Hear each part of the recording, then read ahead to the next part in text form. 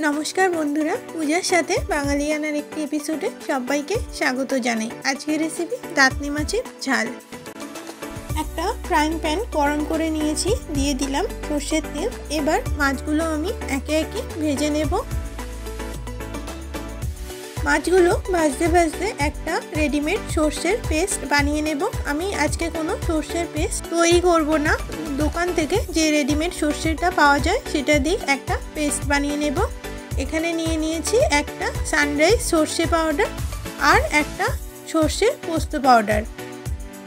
এই দুটোতে আমি 1 চামচ করে মিশিয়ে দেব আর দিয়ে দিলাম একটু নুন, যাতে সরষেটা বেশিক্ষণ রান্না করলেও পুড়ে না যায়। দিয়ে দিলাম জল। এবার আমি একটা পেস্ট বানিয়ে রেখে দেব।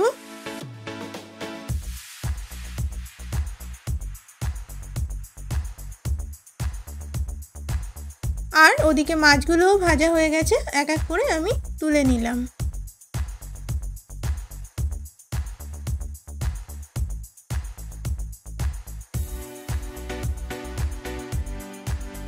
দিয়ে দিলাম 1 চামচ কালো জিরে, হলুদ আর লঙ্কার গুঁড়ো দিয়ে ভালো করে নেড়ে চেড়ে নেব।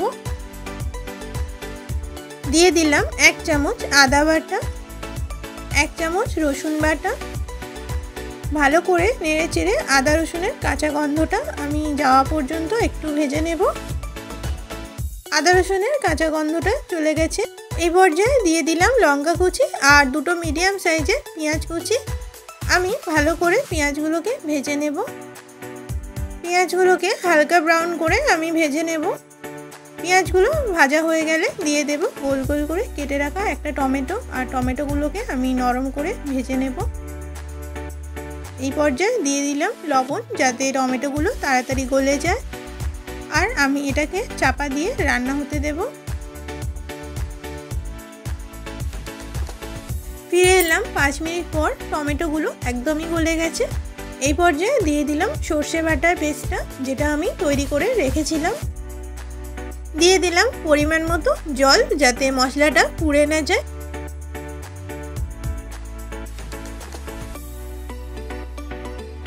এই পর্যায়ে দিয়ে দিলাম 1 চামচ সুগার পাউডার বা চিনির গুঁড়ো, কারণ সর্ষের অনেকের একটু তিতকুটে লাগে। চিনির গুঁড়োটা দিলে সর্ষের তেতো ভাবটা সেটা কেটে যায়।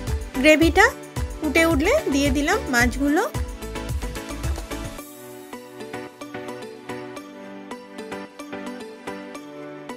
মাছগুলো দেওয়া হয়ে গেলে আমি আবারও একটু উল্টে পাল্টে মাছগুলোর গায়ে গ্রেভি লাগিয়ে চাপা দিয়ে রান্না হতে দেব 5 মিনিটের জন্য। ফিরে এলাম 5 মিনিট পর। আমাদের দাঁতনে মাছের ঝাল পুরোপুরি তৈরি। খেতে হয় অসাধারণ।